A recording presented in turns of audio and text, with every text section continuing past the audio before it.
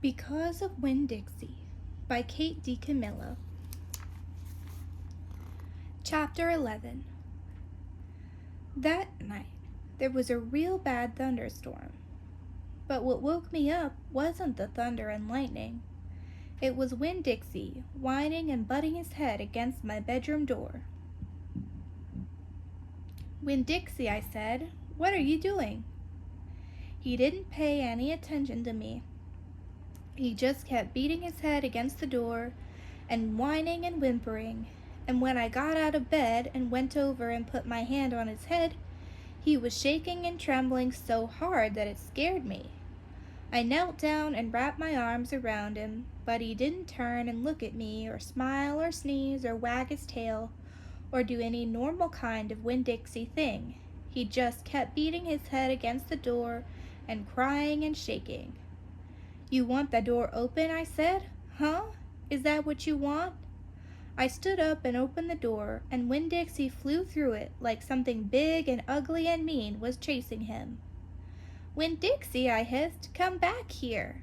I didn't want him going and waking the preacher up. But it was too late. Winn-Dixie was already at the other end of the trailer, in the preacher's room.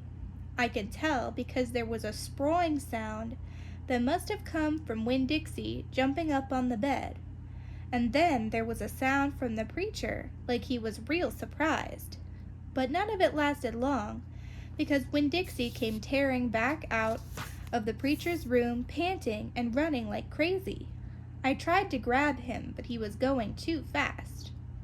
"Opal," said the preacher. He was standing at the door to his bedroom, and his hair was all kind of wild on top of his head, and he was looking around like he wasn't sure where he was.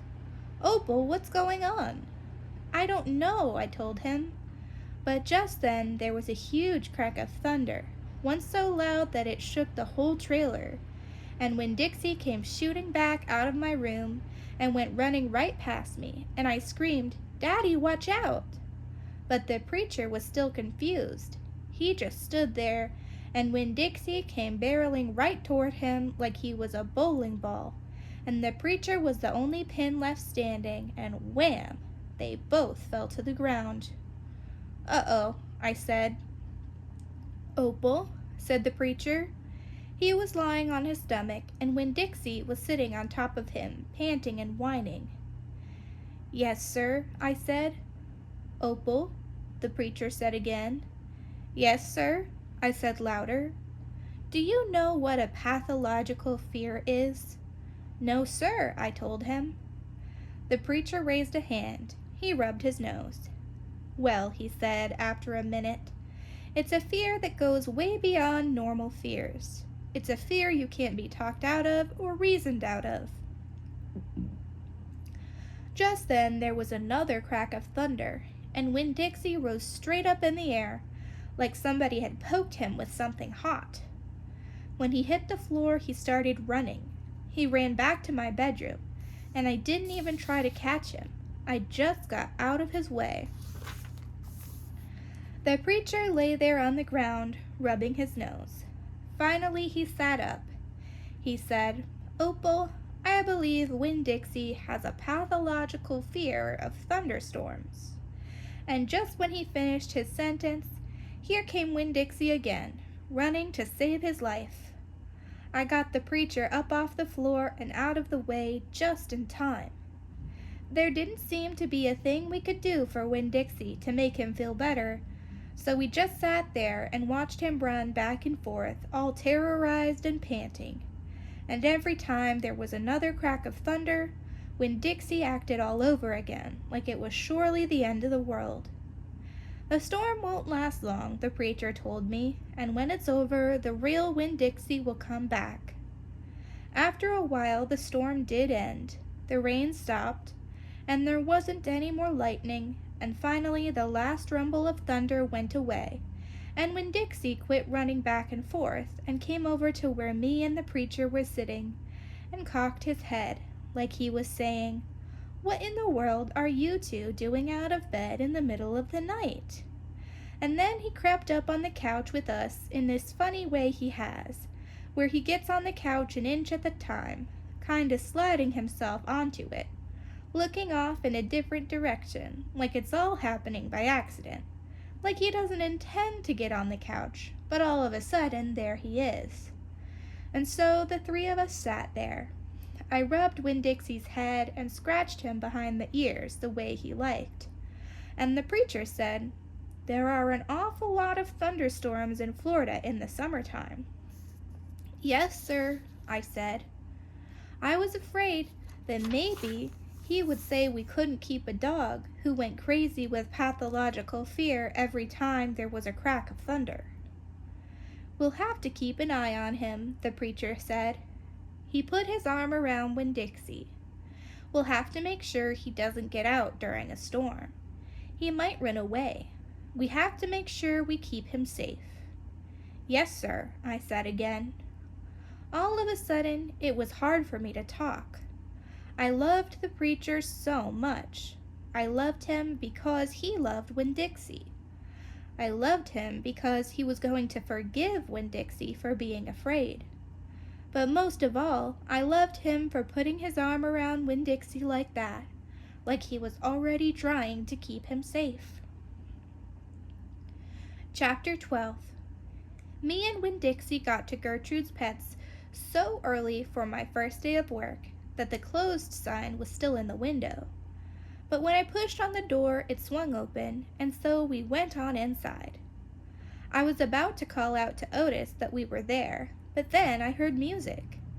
It was the prettiest music I have ever heard in my life. I looked around to see where it was coming from, and that's when I noticed that all the animals were out of their cages.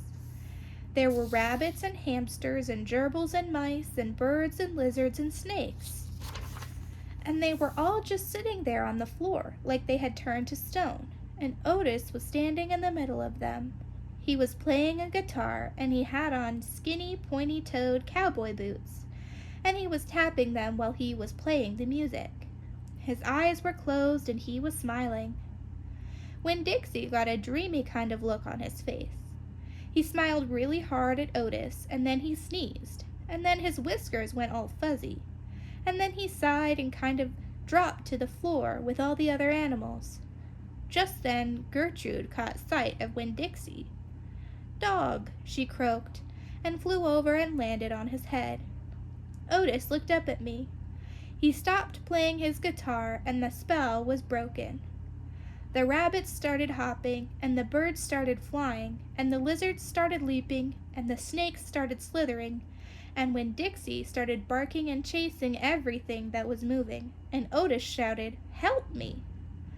For what seemed like a long time, me and Otis ran around trying to catch mice and gerbils and hamsters and snakes and lizards. We kept on bumping into each other and tripping over the animals, and Gertrude kept screaming, "Dog! Dog!" Every time I caught something, I put it back in the first cage I saw. I didn't care if it was the right cage or not. I just put it in and slammed the door. And the whole time I was chasing things, I was thinking that Otis must be some kind of snake charmer, the way he could play his guitar and make all the animals turn to stone. And then I thought, this is silly. I shouted over Winn-Dixie barking and Gertrude yelling. I said, "Play some more music, Otis." He looked at me for a minute. Then he started playing his guitar, and in just a few seconds, everything was quiet. Winn-Dixie was lying on the floor, blinking his eyes and smiling to himself and sneezing every now and then. And the mice and the gerbils and the rabbits and the lizards and the snakes that we hadn't caught yet got quiet and sat still, and I picked them up one by one and put them back in their cages. When I was all done, Otis stopped playing. He looked down at his boots. "I was just playing them some music. It makes them happy." "Yes, sir," I said. "Did they escape from their cages?" "No," Otis said. "I take them out. I feel sorry for them being locked up all the time. I know what it's like being locked up." "You do?" I said. "I have been in jail," Otis said. He looked up at me real quick and then looked back down at his boots. "You have?" I said. Never mind, said Otis. Aren't you here to sweep the floor? Yes, sir, I told him. He walked over to the counter and started digging through a pile of things, and finally he came up with a broom. Here, he said, you should start sweeping. Only he must have gotten confused. He was holding out his guitar to me instead of the broom. With your guitar? I asked. He blushed and handed me the broom, and I started to work. I am a good sweeper. I swept the whole store and then dusted some of the shelves. The whole time I worked, Winn-Dixie followed me, and Gertrude followed him, flying behind him and sitting on his head and his back and croaking real quiet to herself, "Dog, dog." When I was done, Otis thanked me. I left Gertrude's pets thinking about how the preacher probably wouldn't like it very much that I was working for a criminal. Sweetie Pie Thomas was waiting for me right out front. "I seen that," she said. She stood there and sucked on her knuckle and stared at me. "Seen what?" I said. "I seen all them animals out of their cages and keeping real still." "Is that man magic?" she asked. "Kind of," I told her. She hugged Winn-Dixie around the neck. "Just like this grocery store dog, right?" "Right," I said. I started walking, and Sweetie Pie took her knuckle out of her mouth and put her hand in mine. "Are you coming to my birthday party?" she asked. "I surely am," I told her. "The theme is pink," she said. "I know it," I told her. "I gotta go," she said all of a sudden. "I gotta go home and tell my mama about what I seen. I live right down there, in that yellow house. That's my mama on the porch. You see her? She's waving at you." I waved at the woman on the porch, and she waved back, and I watched Sweetie Pie run off to tell her mama about Otis being a magic man. It made me think about my mama and how I wanted to tell her the story about Otis charming all the animals. I was collecting stories for her. I would also tell her about Miss Franny and the bear, and about meeting Gloria Dump and believing for just a minute that she was a witch. I had a feeling that these were the kind of stories my mama would like, the kind that would make her laugh out loud, the way the preacher said she liked to laugh.